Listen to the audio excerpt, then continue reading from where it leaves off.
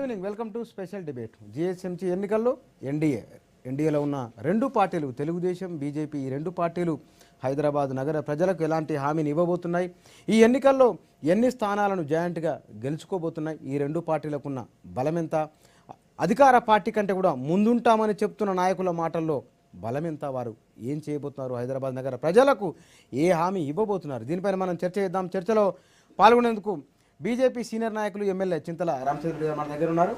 నమస్కారం అండి. నమస్కారం గారు. నమస్కారం. మీరు ఈ ఎన్నికల్లో గ్రేటర్ హైదరాబాద్ నగర ప్రజలకు మీరిచ్చే హామీ ఏంటి, ఏ ఎజెండాతో మీరు వెళ్ళదలుచుకుంటారు?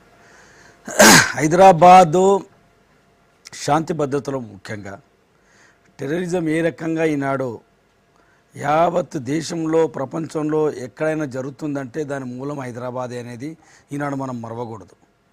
అయితే అదే ముఖ్యమా అని చెప్పని మేము చెప్పడం లేదు, అది కూడా అవసరం అని చెప్తున్నాం. ఈనాడు కలుషితమైనటువంటి నీరు ప్రజలు తాగుతున్నారు, దయచేసి గమనించవలసిందిగా మేము ప్రార్థిస్తున్నాం. చిన్న చిన్న విషయాలలో ఈనాడు ప్రభుత్వం నిమ్మకు నీరెత్తినట్టుంది. 18 మాసాలలో మొదటి బడ్జెట్లో, రెండో బడ్జెట్లో ఏదైతే హైదరాబాద్ నుంచి ఇన్కమ్ వస్తున్నటువంటి చోట 1,00,000 కోట్ల పైచలకు ఇన్కమ్ ఇక్కడ హైదరాబాద్ నుంచి ఉండి యావత్ తెలంగాణ రాష్ట్రానికి హైదరాబాదే మొత్తం కూడా నిధులు సమకూరుతున్నటువంటి విషయం ఇది, జగమెరిగిన నిజం ఇది. కానీ బడ్జెట్లో, 2 బడ్జెట్లో కూడా హైదరాబాద్ కేటాయించింది ఎంతనో ఒక్కసారి ఆలోచించమని మనవి చేస్తున్నాం. కాబట్టి ఎక్కువ నిధులు ఇచ్చి ప్రపంచ స్థాయిలో దీన్ని గుర్తింపు తీసుకురావడానికి ఇంతకుముందు చేసినటువంటి నేతలు కానీ ప్రభుత్వాలు కానీ దీనికి ఒక గుర్తింపు తీసుకొచ్చారు. దీనికి ఎన్నోసార్లు కేంద్ర ప్రభుత్వం నుంచి కూడా అవార్డు రావడం జరిగింది. క్లీన్ అండ్ గ్రీన్ సిటీ అనే అవార్డ్స్ ఎన్నోసార్లు రావడం జరిగింది. కాబట్టి వీటన్నిటి కూడా దృష్టిలో పెట్టుకొని మేము ప్రజలకు తప్పనిసరిగా ఏ రకంగా అయితే ఈ హైదరాబాద్ని యావత్ ప్రపంచం కోరుకుంటుందో ఆ రకమైనటువంటి హైదరాబాద్ని చేస్తాం. సిగ్నల్ లెస్ సిటీని చేస్తాం. ఈ హైదరాబాద్ని ఎక్కడ కూడా సిగ్నల్ లేకుండా, 100% సిగ్నల్ లేకుండా హైదరాబాద్ని ప్రజలు ఎక్కడ కూడా, ఈనాడు ట్రాఫిక్ వ్యవస్థ చూస్తే ఏ రకంగా ఉందో హైదరాబాద్ ట్రాఫిక్ ఒక్కసారి మీరు గమనించండి. దీని గురించి నిమ్మకు నీరెత్తినట్టుంది ప్రభుత్వం. మీరు కూడా స్కైవేలు కడతారా? స్కైవేలు కడతామా, road for underground bridge పెడతామా, ఏం చేస్తామనేది ఇంటర్నేషనల్ టెక్నాలజీతోని, ఇంటర్నేషనల్ డిజైన్తోని హైదరాబాద్ని మేము రక్షించుకుంటాం. హైదరాబాద్ ఈనాడు ఏ రకంగా పొల్యూషన్ అయిపోయి విపరీతంగా ఈనాడు పొల్యూటెడ్ అయిపోయి హైదరాబాద్ ప్రజలు నానా రకాల రోగాలు అనుభవిస్తున్నారు. ఏ రకంగా ప్రపంచంలోనే డయాబెటిక్ పేషెంట్స్ ఎవరు ఉన్నారంటే హైదరాబాద్లోనే ఎక్కువ శాతం ఉన్నది. ఇది గమనించవలసిందిగా నేను ప్రార్థిస్తున్నాను. లాంగ్ టర్మ్ విజన్తో ముందుకు సాగాలి. మంచి ఆరోగ్యవంతమైనటువంటి భాగ్యనగరాన్ని కాపాడుకోవాలి. మీకు ఒక్క ఉదాహరణ చెప్తాను. ఈనాడు హైదరాబాదులో మ్యాన్ హోల్స్లో ఉన్నటువంటి వాటిని క్లీన్ చేసి అందులోకి తీసినటువంటి మట్టి అంతా కూడా దాని పక్కన పోస్తున్నారు. ఇది ఎవరు కూడా పట్టించుకోవడం లేదు. సంవత్సరాల కొద్ది అక్కడ ఉంటుంది. దాంతో ఎంత దుర్గంధము, ఏ రకంగా రోగాలు వస్తున్నాయో ఇది ఎవరు కూడా పట్టించుకోవడం లేదు. ఏవైతే మ్యాన్ హోల్స్ ఉన్నాయో 2 ఫీట్లు 6 అంగుళాలు 8 అంగుళాలు, నా నియోజకవర్గంలోనే 3,700 మ్యాన్ హోల్స్ నేను మున్సిపల్ కమిషనర్ గారికి, జోనల్ కమిషనర్ గారికి, డిఎంసీలకు ఇవ్వడం జరిగింది, డోర్ నంబర్తో సహా. ఇప్పటికి కూడా చేయడం లేదు. నా నియోజకవర్గంలో 5,600 డెబ్రీస్ మట్టి ఉన్నది. ఈ ఇళ్ళు నిర్మాణం చేసుకుంటున్నటువంటి వాళ్ళు రోడ్డు మీద వేసినటువంటిది. దీన్ని తీయడం లేదు. పార్కులు అభివృద్ధి చేయడం లేదు. గ్రీనరీ పెంచడం లేదు. చెట్లు తీయడం లేదు. ఈనాడు మీరు రోడ్డు పైన వెళ్తుంటే కేబుల్స్ ఏ రకంగా నిర్దిష్టంగా భారతీయ జనతా పార్టీ గ్రేటర్ హైదరాబాద్ నగర ప్రజలకు మీరు అధికారంలోకి వస్తే కనుక, మీరు జిహెచ్ఎంసీ మీరు హస్తగతం చేసుకుంటే కనుక నిర్దిష్టంగా మీరు ఏమేం చేస్తారో చెప్పండి. స్వచ్ఛమైనటువంటి ఈ నాన్ పొల్యూటెడ్ ఏదైతుందో దాన్ని పొల్యూషన్ లేకుండా, టోటల్గా పొల్యూషన్ లేకుండా చేస్తాం సిటీని. వెహికల్స్కి ఒక సిస్టమేటిక్గా ప్లాన్ చేస్తాం.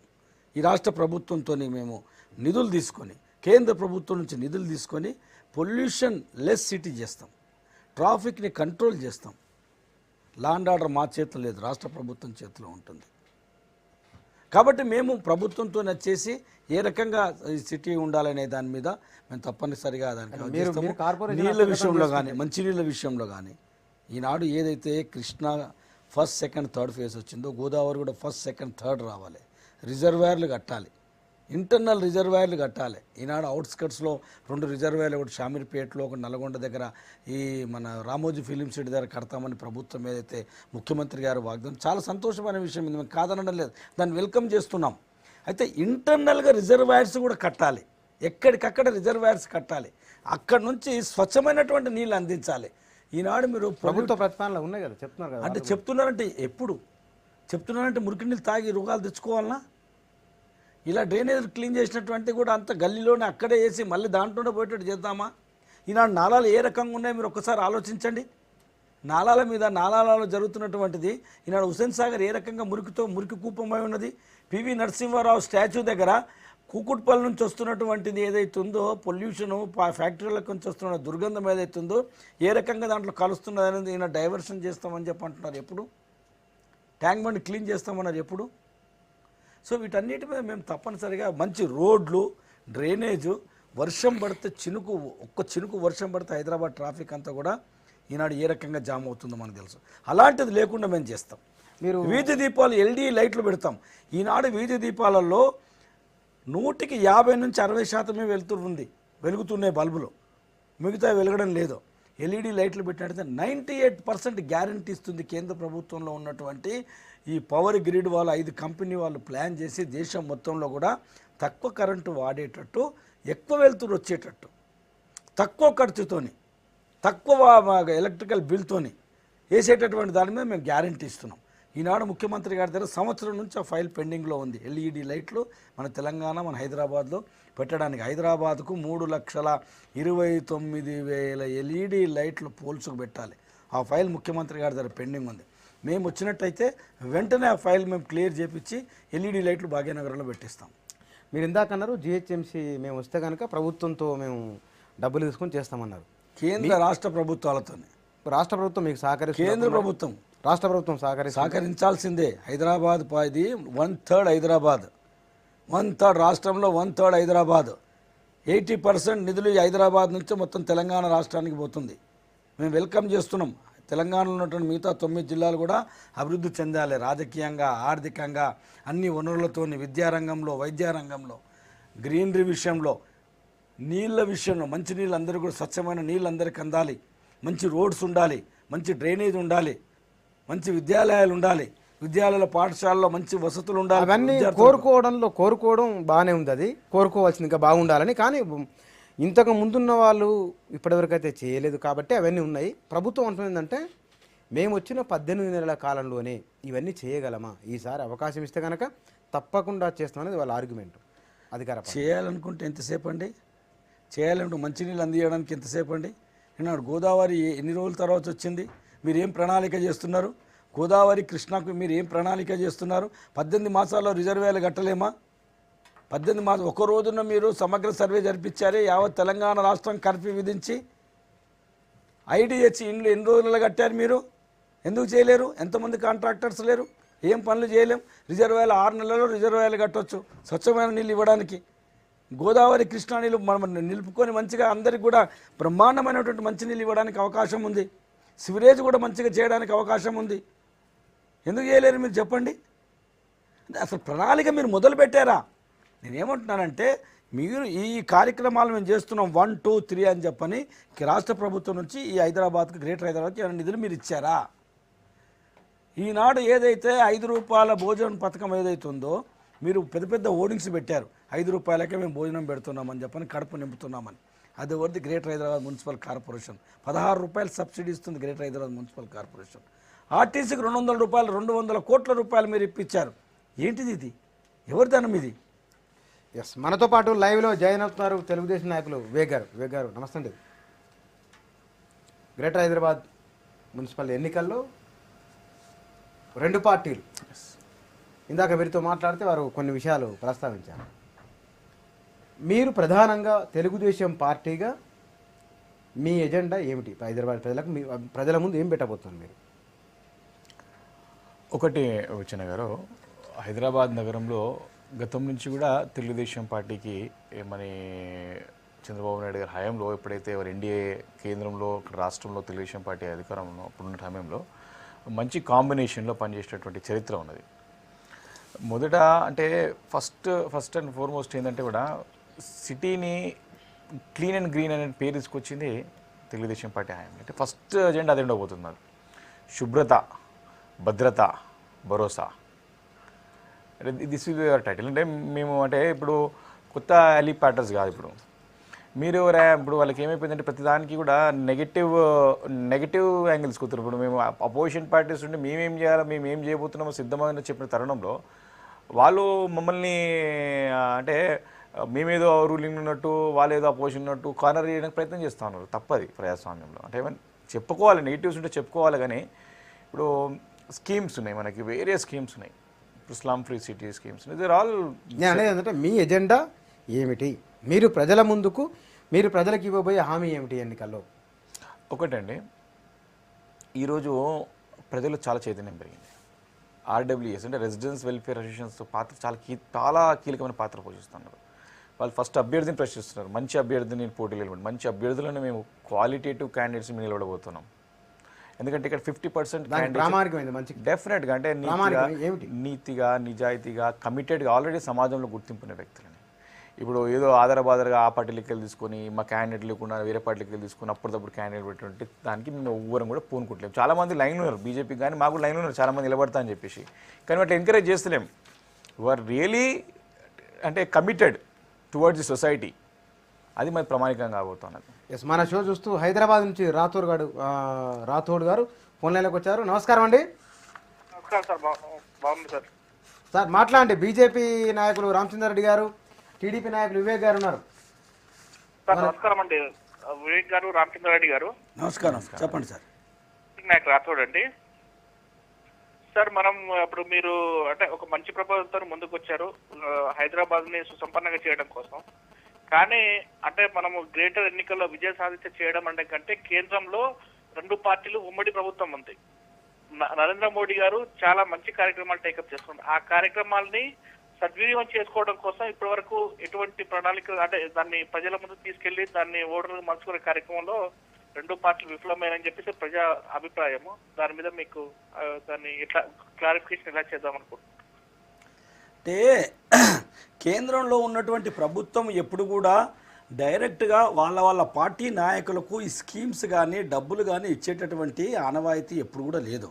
దీనికి ఒక సిస్టమ్ గవర్నమెంట్ రన్ చేసేది ఏదైతే ఉందో ఇది రాష్ట్ర ప్రభుత్వాలకే 29 రాష్ట్ర ప్రభుత్వాలకు కావాల్సినటువంటి విషయం మీద అయితే నీతి ఆయోగ్ ద్వారా ఈ 29 మంది మా యొక్క టీం అనేది నరేంద్ర మోడీ గారు చెప్పారో 29 మంది ముఖ్యమంత్రులు అందరం కూడా కలిసి 125 కోట్ల జనాభాకు కావాల్సినటువంటి అన్ని విషయాల మీద సమగ్రమైనటువంటి ఆలోచనతోని ముందుకు సాగుదామనే ఆలోచనతోని పనిచేస్తున్నాం.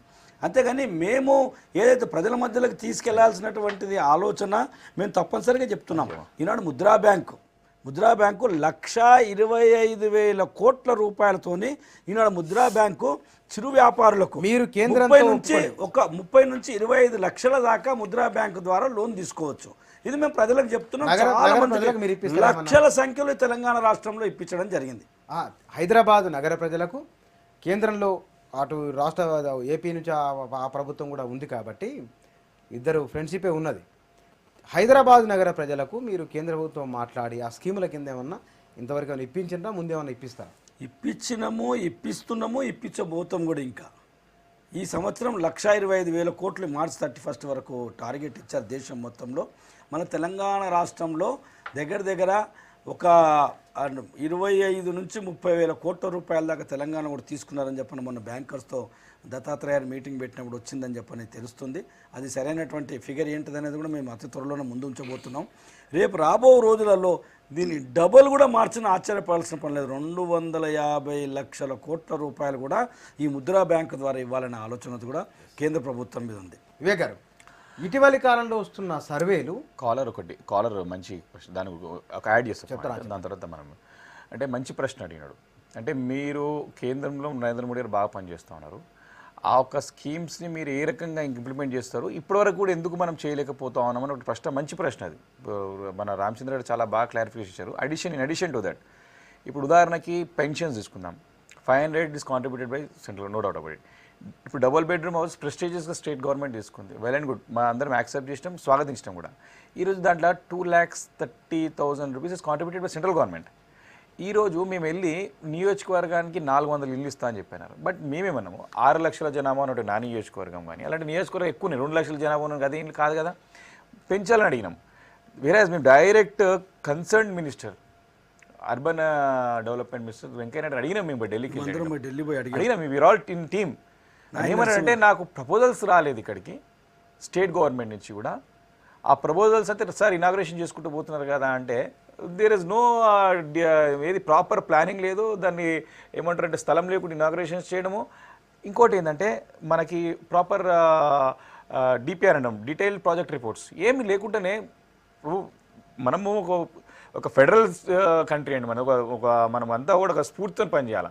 కన్సర్న్ మినిస్టర్ ఉండాలి, సెంట్రల్ మినిస్టర్ ఉండాలి, స్టేట్ మినిస్టర్ ఉండాలి, మంచి వాతావరణం అభివృద్ధి చేసుకుంటూ పోవాలి. ఈరోజు దేర్ ఆర్ సుఫార్ అడగనే లేదు ఇక్కడ. ఇప్పుడు పెట్టినప్పుడు మేము ఇప్పుడు దే సెడ్ మీరు డైరెక్ట్గా మాకు రండి, మీరు జస్ట్ స్టేట్ గవర్నమెంట్ కన్సర్న్ చేయాల్సిన అవసరం అక్కడ చిన్న ప్రాబ్లం వస్తుంది. వేరే ఇప్పుడు జిహెచ్ఎంసీ తీసుకుంటే డెఫినెట్లీ కార్పొరేషన్ ద్వారా అడుగుతాం మేమంతా కూడా. ఇప్పుడు ఇంకోటి వివేక్ గారు చెప్పిన దాంట్లో ఇంకోటి కూడా, ఈనాడు బియ్యం ఏదైతే ఇస్తున్నారో రూపాయి కిలో బియ్యం ఈ రాష్ట్ర ప్రభుత్వం ఇస్తుంది, 2 రూపాయల సబ్సిడీ రాష్ట్ర ప్రభుత్వం భరాయిస్తుంది. కానీ 24 రూపాయలు కేంద్ర ప్రభుత్వం సబ్సిడీ. ఈనాడు 27 రూపాయల కిలో బియ్యాన్ని 3 రూపాయల కిలో బియ్యం అన్ని రాష్ట్రాలకు ఇస్తుంది కేంద్ర ప్రభుత్వం. వీళ్ళు 2 రూపాయలు ఇచ్చి ఇది మా స్కీమ్ మాదని చెప్తున్నారు. కేంద్ర ప్రభుత్వం స్కీమ్ ఇది. కేంద్ర ప్రభుత్వం అన్ని రాష్ట్రాలకు ఇస్తుంది 3 రూపాయల కేజీ లెక్క. హైదరాబాద్ నుంచి శ్రవణ్ గారు ఫోన్ లైన్లోకి వచ్చారు. శ్రవణ్ గారు నమస్తే అండి. నమస్కారం అండి. అడగండి సార్, మీరు చెప్పదలుచుకున్నారు ఏమన్నా పార్టీలకు రెండింటికి? నమస్కారం అండి. నమస్కారం అండి. నమస్తే అన్న వివేకరాజ్ శ్రావణ్ అన్నా నేను. చెప్పమ్మా. అన్న ఏం లేదన్న, ఇప్పుడు గ్రేటర్ ఎలక్షన్ లో మొత్తం టీఆర్ఎస్ గెలుస్తుందని అందరు చెప్తున్నారన్న. ఇప్పుడు మనకు చెప్పండి. అయితే ఏమైతుందంటే మనకి అప్పుడు మన కేసీఆర్ హామీ ఏమి ఇచ్చిందంటే మనకు హైదరాబాద్ లో గుంతలు చూపిస్తే 10,000 ఇస్తానని అన్నారు, రోడ్ లో గుంతలు చూపిస్తే. అయితే ఇప్పుడు మనకు మరి గిరిమఠ నుంచి సూరాలం వచ్చే వరకు రోడ్ అయితే ఎంత అధ్వానంగా ఉందో తెలుసా. రోడ్ ఎందుకు పట్టించుకోవట్లేదన్న, ఏ గవర్నమెంట్ పట్టించుకోవట్లేదు. మంచి పాయింట్. ఇప్పుడు మీరు అనేది ఫస్ట్ రెండు ప్రశ్నలు దాంట్లో. ఒకటేమో మైండ్ గేమ్, మీరు అడగబోయేది అదే ఉండే అసలు యాక్చువల్ ప్రశ్న. నేను వేరేది ఈ యొక్క సర్వేల ద్వారా, ఈ యొక్క ఫిరాయింపుల ద్వారా కార్పొరేటర్ టికెట్ ఆశ చూపించి గల్లీ నుంచి ఉత్తుత్త లీడర్ నుంచి పెద్ద లీడర్ వరకు కూడా మీకు కార్పొరేట్ టికెట్ ఇస్తాం, ఖర్చు మేము పెట్టుకుంటాం, ప్రభుత్వం మీకు అండగా ఉంటుంది అని చెప్పి ఆకర్షించడం, ఇవన్నీ కూడా పబ్లిక్లోకి ఒక రకమైనటువంటి రాంగ్ అంటే మైండ్ గేమ్. ఒక హోర్డింగ్స్ అన్నీ పెట్టేయడం యాజ్ ఇఫ్ అన్ని ప్రాజెక్ట్స్ డబుల్ బెడ్రూమ్ ఒకటి అసలు శాంపుల్ అయింది, పాతదాన్ని కులోటి కొత్త కట్టిరు అదే అంతే కదా, కొత్త ఏం లేదు దాంట్లో. ఆ 300 ఇళ్ళే మొత్తం కట్టేసినట్టు, నల్లలో వాటర్ ఇప్పుతుంటే వాటర్ అంతా అందరికి వచ్చేస్తున్నట్టు, అంటే ఆ రకమైనటువంటి మైండ్ అంటే ప్రచారం చేసుకోవాలి. తప్పులు అంటే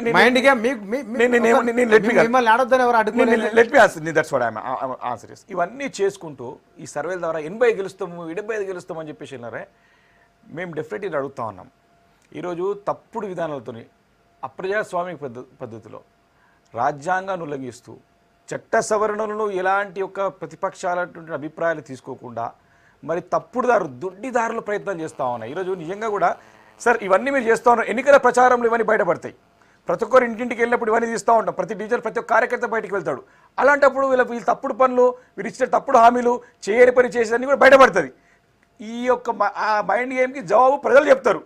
దొరకకుండా దీన్ని కుదింపడం ప్రయత్నం చేయడం, ఎక్కడో ఆదిలాబాద్ గెలిచినటువంటి ఎమ్మెల్సీకి, ఖమ్మం గెలిచిన ఎమ్మెల్సీలకి, హైదరాబాద్లో సంబంధం లేని ఎమ్మెల్సీలకి ఇక్కడ ఓటప్పు కలిగించడం, దీస్ ఆర్ ఆల్ థింగ్స్. ఏంటంటే మనము అంటే నేను కాన్ఫిడెంట్గా చెప్తున్నా పిచ్చిన, ముఖ్యమంత్రి గారు ఖచ్చితంగా మేము ఎగరేస్తామంటే 45 మీకు ఎక్స్-ఆఫీషియల్ మెంబర్ పెట్టుకుంటే, ఎంఐఎం 40 సీట్లు పెట్టుకుంటే ఇంకా అయిపోయింది నీ మేయరు. ఇంకా ఎలక్షన్స్ ఎందుకు అభిప్రాయం, ఈ ఓటింగ్ ఎందుకు, ఇదంతా కూడా అంటే తప్పుడు పద్ధతితోనే కోర్టును ఆశిస్తూ కోర్టు ఈరోజు చివాట్లు పెట్టింది. ఈరోజు కోర్టు చివాట్లు పెట్టింది. ఈరోజు it come in the news paper. ఈరోజు అంటే మనకి ఫ్రీ అండ్ ఫేర్ పోల్ ఉండాలండి, లెవెల్ ప్లేయింగ్ గ్రౌండ్ ఉండాలి మనకి. ప్రజాస్వామ్యం ఇది. Yes, okay sir. వివేక్ గారు, అధికార పార్టీ వ్యూహాలు దానికి ఉన్నాయి, కానీ మీరు ఈ 2 పార్టీలు కలిపి రమారమి మీ అంచనా ఎన్ని సీట్లు మీరు గెలుస్తారని మీరు అనుకుంటున్నారు? ఖచ్చితంగా 80 సీట్లు, 75 నుంచి 80 సీట్లు ఖచ్చితంగా గెలుస్తామండి, డౌట్ లేదు, అలాంటి సందేహం లేదు. మొన్న జరిగినటువంటి సార్వత్రిక ఎన్నికల్లో కూడా ఇక్కడ మెజారిటీ సీట్స్ 15 సీట్లు గెలిచినామండి మేము. 24లో 15 గెలిచినాం ఈరోజు. వాళ్ళు టీఆర్ఎస్ ఎన్ని గెలిచిందో వాళ్ళకి తెలుసు. గత ఎన్నికల్లో పోటీ పెట్టలేదు. మీరు ఆ భయంతోనే ఈరోజు అందరినీ వేరే పార్టీలో లేకుండా చేయాలి, డబ్బుల్లో. ఇప్పుడు అంటే నేను ఒకటే వర్డ్, అప్రజాస్వామికము, ఉల్లంఘన, దొడ్డిదారి 100% ఇవన్నీ కూడా వాళ్ళకి సూట్ అవుతాయండి. ఈరోజు అభ్యర్థులను నిలబెడితే మేము విత్డ్రాల్ చేపిస్తాము, గెలిపిస్తే కొంటాము, వాళ్ళని భయపెట్టిస్తాము, బెదిరిస్తాము. ఇవన్నీ మనం చూస్తూ ఉన్నాం, గమనిస్తూ ఉన్నాం, అనుభవిస్తూ ఉన్నాం. ఇవన్నీ ప్రజలకు తెలియదా? ఇప్పుడు వాస్తవం తెలుసు, కానీ ప్రజలు గమనిస్తారు. ఎప్పుడైనా సరే నువ్వు చేయగని వ్యవస్థలు నిర్వీర్యం చేసుకుంటా ఇవన్నీ కూడా హై హ్యాండెడ్ పవర్ యూజ్ చేస్తే తగిన సమయంలో ఖచ్చితంగా గుణపాఠం బుద్ధి చెప్తారు ప్రజలు. అది మాత్రం విస్మరిస్తే మాత్రం ఊరికి ప్రసక్తే లేదు. ఈరోజు ఏదో ఒక్కరోజు సంతోషపడడానికి మీరు ఎమ్మెల్సీ నామినేట్ చేసుకున్నాము, ఇన్ని గెలిచాం చెప్పుకోవచ్చు కాగా, కానీ ఖచ్చితంగా వాళ్ళకి మాత్రం ఇప్పుడు ఒకటే ఉదాహరణ, ఈరోజు రిజర్వేషన్స్ ఒక మన ఎగ్జాంపుల్ తీసుకుందాం. నువ్వు 14 రోజులు కుదించేసినావు, వెల్ అండ్ గుడ్, 1 వీక్ అయినా మీరు రెడీ టు ఫేస్, మేము భయపడే అవసరం లేదు. కానీ రిజర్వేషన్స్ ఎందుకు మీ దగ్గర పెట్టుకుంటారు? రిజర్వేషన్ ఎందుకు ప్రకటిస్తలేరు? ఇక్కడ పార్టీలకు అలర్ట్ అవుతారనే ఉద్దేశంతో కదా. ఈరోజు 14 రోజులకు ఎందుకు కుదించేసినావు? ఉన్న పార్టీ నాయకులందరూ మభ్యపెట్టి ఆశూపిని మీరు సీట్లు ఇస్తామని అందరూ తీసుకున్నారు కదా. ఒక్కరికి ఇస్తే నీకు 10 మందిలో ఒక్కరికి ఇస్తే 9 మంది రిటర్న్ వెళ్ళిపోతారు కదా. ఇవన్నీ ఉన్నాయి కాబట్టి వారు భయంతో, అభద్రతా భావంతో తప్పుడు నిర్ణయాలు తీసుకుంటూ కోర్టు ముట్టకాయలు వేయించుకుంటూనే ఉన్నారు మొదటి నుంచి కూడా. మన అంశంలో స్పష్టంగా కనపడుతుంది. We are very clear. మేమున్నాము, మేము పనిచేస్తున్నాము, మాట్లాడుతున్నాము, ప్రజలకు జవాబుదారీగా ఉంటున్నాము, ప్రజలకి ఖచ్చితంగా పారదర్శకంగా పాలన అందించడానికి సిద్ధంగా ఉన్నాము. గతంలో కూడా చేసినట్టు పరిపాలన ఉంది, గతం చేసిన మంచి పనులు ఉన్నాయి, మాకు మంచి లీడర్షిప్ ఉన్నది, మంచి నాయకత్వం ఉన్నది, కేంద్రంలో అధికారంలో ఉన్నాము. ఇవన్నీ ఇంత బ్రహ్మాండంగా మేము చేస్తానికి సిద్ధంగా ఉన్నప్పుడు మీరు పోటీకే రావద్దు, మీరు పోటీలో యాక్టివ్ ఉన్నారు అంటే ఇది ఎక్కడో గ్రామాల్లో చూస్తాం మనం.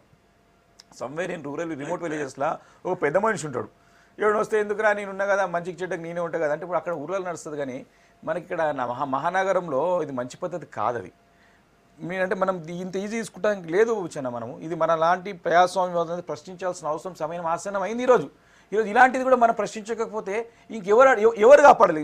మన ఈ సిస్టమ్ని ఎవరు కాపాడుకోవాలి? మరి ఈరోజు సింపుల్, వారు ప్రజలకు సమానం చెప్పుకోవాలి, లేకపోతే వారు సమానం చెప్పుకోవాలి, లేకపోతే దేవుడికి సమానం చెప్పాలి. ఎవరికి సమానం చెప్పి మీద చేసేది కరెక్ట్ అనుకుంటే మాత్రం ఖచ్చితంగా ఎక్కడో ఒక కోట్ల ప్రజా కోట్ల, లేకపోతే వాళ్ళు శిక్షించుకుంటారా, లేకపోతే దేవుడి కోట్ల శిక్ష పడతారు. ఇన్ని తప్పులు, ఇన్ని ఉల్లంఘనలు, ఇంత అంటే ఎంత కాన్స్పిరసీ అండి. వాళ్ళు రోజు కూర్చొని కుతంత్రం ఒక ఇల్లీగల్ మెథడ్స్ ఏ రకంగా మనం దెబ్బతీస్తాం వీళ్ళని, ఏ రకంగా మనం ఎట్లా మేర సీట్కి వెళ్తున్నాం. కానీ ఒక ఫ్రీ అండ్ ఫేర్, ఇప్పుడు మనము ఎన్నో గేమ్స్ ఉంటాయండి. ఇప్పుడు నువ్వే ఫుట్బాల్ ఆడుతా అంటావు, ఆడొద్దని ఎవరు అనలేదు కదా, మిమ్మల్ని ఆడొద్దని ఎవరు అనలేదు. నేనేమంటున్నా బుచ్చినా, నువ్వు ఫుట్బాల్ ఆడితే మేము కూడా ఫుట్బాల్ ఆడిపియాలి. నువ్వు ఫుట్బాల్ ఆడి మమ్మల్ని నువ్వు కాలుతో దాంతో మమ్మల్ని చేతులతో ఆడాలంటే ఎట్లా?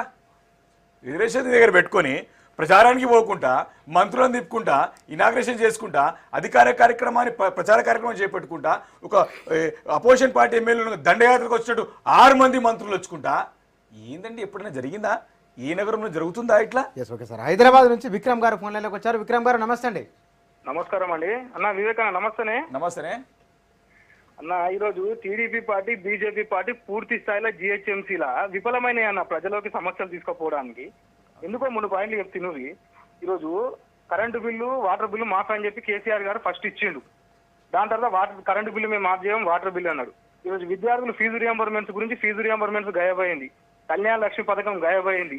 ఈరోజు అల్వాల్ ప్రాంతంలో మల్కాజిరి కాన్స్టిట్యూన్స్ లో తీసుకుంటే గవర్నమెంట్ ల్యాండ్లే లేవు. ఇడున్న వాళ్ళందరికీ డబుల్ బెడ్రూమ్లు కట్టిస్తాడట. ఇవన్నీ ఏరికలు అవుతాయి, ఎట్లా అవుతాయి? ఈ టీడీపీ, బీజేపీ ఏమో పూర్తి స్థాయిలో ఇప్పుడు ప్రజలలో పోలేని పరిస్థితి ఉన్నారు. ఎందుకు ఇట్లా బ్యాకప్ అవుతున్నారు మీరు? తప్పకుండా మీకు కెపాసిటీ లేదు అని డైరెక్ట్ అట్లా కాదు. ఆయన ప్రభుత్వం ఘోరంగా వైఫల్యాలు చెందినాయి, ప్రజలకు తీసుకెళ్లాల్సిన అవసరం ఉందని చెప్తున్నాడు. ఎస్, మేము ఒప్పుకుంటాం బ్రదర్.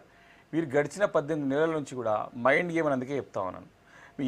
ఏ వేదిక, ఇప్పుడు అసెంబ్లీ వేదిక ఉందండి, మంచి ప్రశ్న ఇది విజయ్. అసెంబ్లీ వేదికగా మేము ఎన్నో ప్రజా సమస్యలు లేవనెత్తాం ప్రయత్నం చేస్తే ఈరోజు ఒక క్యాలెండర్ ఇయర్లో, అంటే శాసన వ్యవస్థలో మినిమం మనం 50 రోజులు నిర్మించుకోవాల్సిన అసెంబ్లీని 23 రోజులకు కుదించేసి ఏదైనా ప్రశ్న అడితే మమ్మల్ని అందరినీ కూడా తీసి బయట పెట్టే సంగతి మనం అవసరం. ఇందాక విక్రమ్ ఆయన అడిగిన క్వశ్చన్లో తెలుగుదేశం, బీజేపీ సమస్యలను ప్రజల్లోకి తీసుకెళ్లడంలో ఫెయిల్ అయినాయి అంటున్నారు. విక్రమ్, దయచేసి అర్థం చేసుకోమ్మా. మేము ప్రజల గురించి, ప్రజల బాగోగుల గురించి, ప్రజల సమస్యల పైన మేము కాలేజీల పైన ఏదైతే ఫీజు రియంబర్స్మెంట్ విద్యార్థులది కావచ్చు, హౌసింగ్ స్కీమ్ విషయంలో కావచ్చు, ఈనాడు హౌసింగ్ స్కీమ్లో కూడా మేము తప్పనిసరిగా ఫైట్ చేస్తున్నాం. ఫీజు రియంబర్స్మెంట్ విషయంలో అసెంబ్లీలో గలమెత్తినాము, అన్ని పార్టీల వాళ్ళము, బయట మాట్లాడినాము, ప్రెస్లో మాట్లాడినాము, మీడియాలో కూడా ఇలాంటి చర్చ వచ్చినప్పుడు కూడా చెప్పినాము. ప్రభుత్వం నిమ్మకు నీరెత్తినట్టుంది. మీరు మాకు సపోర్ట్ చేయడం లేదు. మీరు చేయాలి, దయచేసి మనం అందరం కలిసి చేయాలి. మేము ప్రజల మధ్యలోనే ఉంటున్నాం. ప్రభుత్వం యొక్క వైఫల్యాలని ప్రజల మధ్యలోకి తీసుకెళ్తున్నాం.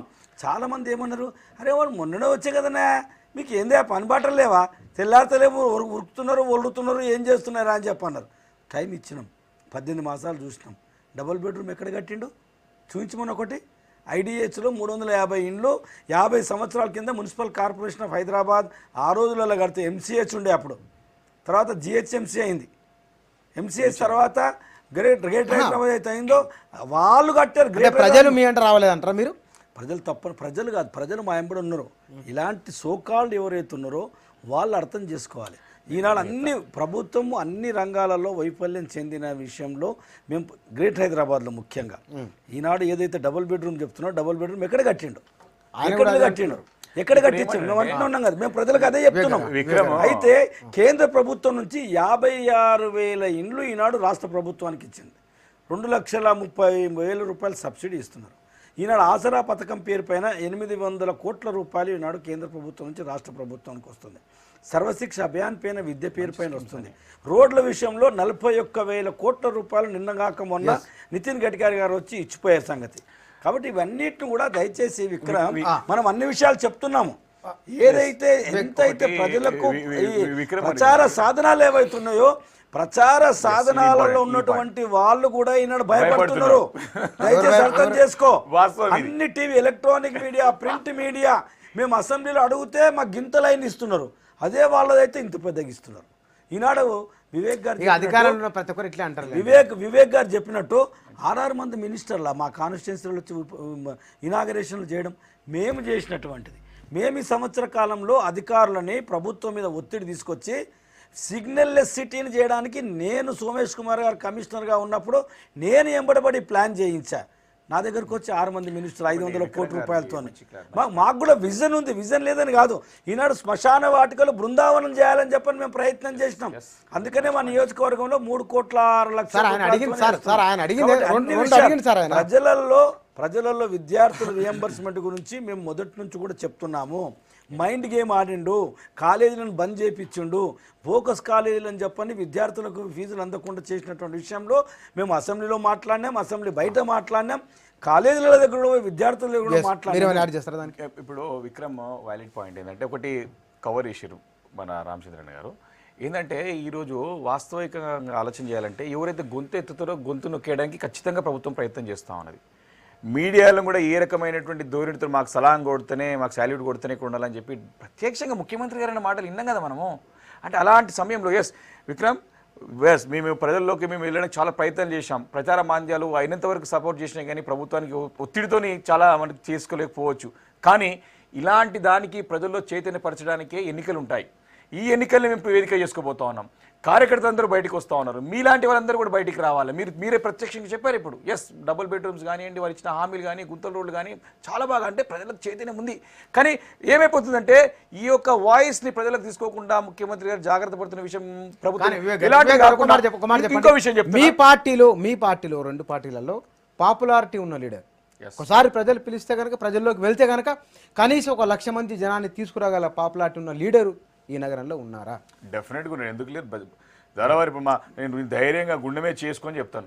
రేవంత్ రెడ్డి గారితో మీటింగ్ పెడితే 1,00,000 కాదు 2,00,000 మందితో నేను సభ చేపిస్తాను. మా దయాకర్ కానీ రమణ అందరూ సపోర్టింగ్తో క్రేజ్ ఉన్న నాయకుడు అండి, డౌట్ లేదు దాంట్లో. మనం ఎప్పుడు కూడా మనం ఒక అంచనా తక్కువ చేస్తాం కాదు, పట్టికి లోపడి పనిచేస్తున్నాం. అంటే ఒక సిస్టమేటిక్గా పనిచేస్తూ ఉన్నాం. ఎందుకు లేరు? బీజేపీలో లేరా? బీజేపీలో మన లక్ష్మణ్ గారు లేరా? లేకపోతే కిషన్ రెడ్డి గారు లేరా అండి? నేను అడుగుతున్నాను. గతంలో ఎప్పుడు మీటింగ్స్ పెట్టలేదా? మాకున్నారండి నాయకులు. డెఫినెట్ ఇప్పుడు వస్తాం. ఇప్పుడు ఎన్నికలు చూపిస్తాం కదా, ఇప్పుడు ప్రచారం తిరుగుతాం కదా, గలీగలు తిరుగుతాం కదా, ఇప్పుడు మాకు తేడా చూపిస్తాం కదా. అంటే ఇప్పుడు వాళ్ళ వ్యూవర్స్ ఇప్పుడు వాళ్ళు అడిగిన ప్రశ్నకి సమాధానం మనం ఖచ్చితంగా చెప్పాల్సిన అవసరం ఉంది. ఈ మన మన మన డెమోక్రటిక్ సిస్టంలో మనకి ఎప్పుడైనా సరే మన గొంతునెక్కే ప్రయత్నం జరిగితే ఇలాంటి ఎలక్షన్స్ లోకల్ బాడీ ఎలక్షన్స్ ఖచ్చితంగా తీసుకుపోతాం అన్ని. అందుకే ప్రచారం ఎక్కువ ప్రచారం జరిగితే ప్రభుత్వ వైఫల్యాలు తెలుస్తాయని చెప్పి కుదించిండు దీన్ని. ఇప్పుడు మీరు అడిగిన ప్రశ్న ఎలా ఉందంటే, కొత్తగా పెళ్ళైనటువంటి భార్య భర్తలు ఇద్దరు కూర్చొని ఒక రూమ్లో మాట్లాడుకుంటున్నారట. భార్య అందంట ఏమని భర్తతోని, నేను లేకుంటే నువ్వు ఎవరిని చేసుకుంటుంటావని చెప్పండి. భర్త ఏం సమాధానం చెప్తాడు అప్పుడు? ఇంక వారికి ఏం దోషిందో మరి. ఇక ఏం దోషిందంటే గట్లనే ఉంది మీరు చెప్పే మాట. మీ పార్టీలో లీడర్ ఉన్నాడా, ఈ కన్విన్స్ చేసేటటువంటి కెపాసిటీ ఉందా అంటే, పార్టీ పుట్టినప్పటి నుంచి పనిచేస్తున్నటువంటి కార్యకర్తలు చాలామంది ఉన్నారు ఈ పార్టీ. పుట్టుకొస్తారండి, విన్నారా? మా వెనకాల మీరు దయచేసి గమనించండి, ఎమ్మెల్సీ ఎలక్షన్ గ్రేటర్ హైదరాబాద్ ఎలక్షన్లోనే మొన్నటికి మొన్న ఎమ్మెల్సీ ఎలక్షన్ మేము గెలిచి చూపించినామా లేదా? ప్రజలు ఈనాడు మా ఉభయ పార్టీల వైపు ఉన్నారు, ఓటర్స్ మా ఉభయ పార్టీల వైపు ఉన్నారు. మైండ్ గేమ్ ఆడుతూ ఇప్పటి వరకు ఈ పార్టీ అధికార పార్టీ 5,000 మందిని ఈనాడు పార్టీలో చేర్చుకున్నారని చెప్పని టైమ్స్ ఆఫ్ ఇండియాలో వచ్చింది. ఏం చెప్పింది కాదు ఇది. 5,000 ఇంతవరకు ఏ పార్టీ కూడా 18 మాసాలలో ఇలా చేర్పించుకోలేదు. ఒకటి గుర్తుపెట్టుకోండి, 1977లో కూడా, దయచేసి గుర్తుపెట్టుకోండి, 1977లో కూడా జై జనతా జై జై జనతా అన్నారు. ఆ తర్వాత ఇష్టం ఉన్నాడు బయటకు వచ్చేసాను మళ్ళీ 28 మాసాలు. అదే జరగబోతుంది. ఎన్నో చూసినాం రాజకీయాలు. సార్, వరంగల్ ఎన్నికల ముందు ఉప ఎన్నికల కూడా మొన్న జరిగిన లోక్సభ ఉప ఎన్నికల కూడా రకరకాల చర్చలు జరిగినాయి. కానీ వన్ వే ఓటర్లంతా అటువైపే ఉన్నారు. బహుశా హైదరాబాదులో కూడా అట్లాంటిది ఏమైనా ఉంటుందా అనే ఒక అభిప్రాయం కూడా. బై ఎలక్షన్స్ కి ఒకటి మీరు దయచేసి గుర్తుపెట్టుకోండి, వరంగల్ కరీంనగర్ అనేది ఈ తెలంగాణకు కావాల్సినటువంటి సరుకంతా కూడా నాయకులంతా కూడా అక్కడి నుంచి పుట్టుకొచ్చినటువంటి వాళ్ళు. ఇది మనము దాన్ని కూడా పరిగణలోకి తీసుకోవాలి. రాబోయే రోజుల్లో తప్పనిసరిగా మార్పు వస్తుంది. అక్కడ కూడా బీజేపీ నాయకులు ఉన్నారు, తెలుగుదేశం ఎందుకు వరంగల్లో 2 సీట్లు టీడీపీ గెలిచిందండి? ఎందుకు మహబూబ్నగర్లో 2 సీట్లు టీడీపీ గెలిచిందండి? ఇప్పుడు అంతా మన వైపే ఉందని దయచేసి అనుకోకండి, ఉన్నారు. కాకపోతే ఏంటంటే మీరు అన్నట్టు ఈ ప్రభుత్వంలోకి వచ్చిన తర్వాత అరే ఏదో సాధిస్తారు, ఏదో చేస్తారు, ఏదో అవుతుంది, చూద్దాము, ఏమో ఇస్తారు కదా, చేస్తారు కదా అనేది ఒకటి ఆలోచన ప్రజలలో ఉంది. కానీ అది హైదరాబాద్లో లేదు. హైదరాబాద్ ప్రజలు అన్ని రకాలుగా అనుభవం ఉన్నట్టు, అంటే మిగతా వాళ్ళకు నాలెడ్జ్ లేదని నేను అనడం లేదు, అక్కడ ఉన్నటువంటి పరిస్థితులలో అక్కడ బెస్ట్ ప్రభుత్వం అని చెప్పని అనుకుంటున్నారు. అందుకని వరంగల్ అనుకుంటున్నారు. ఇక్కడ బీజేపీ టీడీపీ దాన్ని మీకు డౌట్ ఎందుకండి? మీకు ఎందుకు అనుమానం వస్తుంది? ఈనాడు చూడండి, 66 మీకు అర్బన్లో ఉన్నాయి, 88 సీట్లలో 86 సీట్లలో ఇక్కడ 40 సీట్ల వరకు ఓల్డ్ సిటీ ఉన్నాయి, 46 సీట్లు సెంట్రల్ సిటీలో ఉన్నాయి. మీ మూడింటిని కూడా డివైడ్ చేసినట్టయితే మేము ఓల్డ్ సిటీలో 50% వరకు మేము గెలుస్తాం. ఇక్కడ న్యూ సిటీ ఇక్కడికి వచ్చేటప్పటికి ఆల్మోస్ట్ మేము 60 to 70% మేము విన్ అవుతాం. అదే రకంగా అక్కడ ఉన్నటువంటి 66 అయితే అర్బన్లో ఉన్నాయో అక్కడ దగ్గర 45 నుంచి 50 సీట్ల వరకు మేము గెలుస్తాం. వరంగల్ నుంచి మీరు పాయింట్ తీసినారు కాబట్టి మనము ప్రభుత్వం వచ్చిన క్రాంతికుల ఎలక్షన్ చూసినట్టయితే మరి ముందుగా జరిగినటువంటి మనకు ఒక ఎంపీటీసీ ఎలక్షన్స్ జరిగినాయి. స్పష్టంగా 4 టీడీపీ వచ్చాయి, 4 టీఆర్ఎస్ వచ్చాయి, 2 కాంగ్రెస్ వచ్చినాయి. దాని తర్వాత ఎమ్మెల్సీ ఎలక్షన్స్ వచ్చినాయి. మనకి ఇక్కడ బ్రహ్మాండమైన మేరతో ఇక్కడ ప్రజలు గెలిపించినారు. ఇక్కడ భారీ మేరతో మన రామచంద్రరావు గారు, అక్కడ కూడా నల్గొండలో కూడా చాలా బలమైన పోటీ ఇచ్చినాం. దాని తర్వాత వరంగల్ ఎన్నికలు వచ్చినాయి. ఇప్పుడు ఈ క్రాంతికుల ఆర్డర్ తీసుకొచ్చిన బై ఎలక్షన్స్ వేరే అండి. By elections total entire different. ఇప్పుడు దాన్ని మేము కంపేర్ హైదరాబాద్ నగర ప్రజలకు ఈ 2 పార్టీల తరఫున మీరేం చెప్తారు? డెఫినెట్గా పారదర్శకమైన పాలన, జవాబుదారితనం కేవలం తెలుగుదేశం పార్టీ బీజేపీ ఐక్యతని గతంలో నిరూపించబడ్డది. కాబట్టి ఖచ్చితంగా మాకు అవకాశం ఇవ్వాలి. ఈ యొక్క ప్రభుత్వం కార్పొరేషన్ని టీఆర్ఎస్ చేతుల్లో పెడితే హైదరాబాద్ అమ్మేస్తారు. ఇప్పటికే పెత్తనం చెలాయిస్తారు కార్పొరేషన్ పైన. హైదరాబాద్ నిధులను మళ్లిస్తూ ఉన్నారు, ఇష్టం విచ్చలవిడిగా చేస్తూ ఉన్నారు. పారదర్శకత లోపించింది, నిర్ణయాలు సరైన నిర్ణయాలు లేవు. ఖచ్చితంగా రేపు మంచి కార్పొరేటర్స్ కానీ మంచి మన మేయర్ వస్తే, మన హైదరాబాద్ మేయర్ వస్తే వాళ్ళ పెత్తనం నడవది. అప్పుడు ప్రజలకు మేలు జరుగుతుంది. అంతే తప్ప వీళ్ళకి మనం ఇప్పుడు ఒకటి మంత్రులది ఏం నడుస్తుందని చెప్పి 6-4 మంత్రులది ఏమన్నా నడుస్తుందా? వాళ్ళది మనం సరే వాళ్ళకి ఎంత బాధపడ్డా సరే కానీ ఇచ్చానా మనం వాస్తవికంగా మాట్లాడుకోవాలి. ఆన్ ఎయిర్ మాట్లాడుతాం, ఆన్ ది రికార్డ్ మాట్లాడదాం. మేము ఎందుకంటే దీస్ ఆర్ థింగ్స్ విచ్ ఇప్పుడు మంత్రులు పోయి ఏదైనా పని చెప్తే నేను చెప్తా పిచ్చాను మీకు చాలా ఇంపార్టెంట్. ఇది టీఆర్ఎస్ కార్యకర్తలు టీఆర్ఎస్ నాయకులు బాధపడే విషయం చెప్తున్నా మీకు.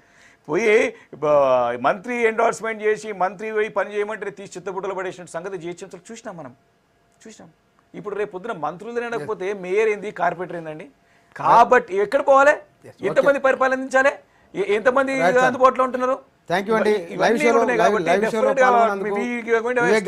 రామచంద్ర రెడ్డి గారు ఇద్దరికి థ్యాంక్ యూ అండి. ఎవరెవరి వ్యూహాలు వాళ్ళకు ఉండొచ్చు. హైదరాబాద్ నగరాన్ని ఎవరు గెలుస్తారో, హైదరాబాద్ నగర ప్రజలకు ఎవరు మరింత మెరుగైన సేవలు అందిస్తారో, హైదరాబాద్ నగరాన్ని ఎవరు బాగా డెవలప్ చేస్తారనేదే ముఖ్యమైన విషయం. Thank you.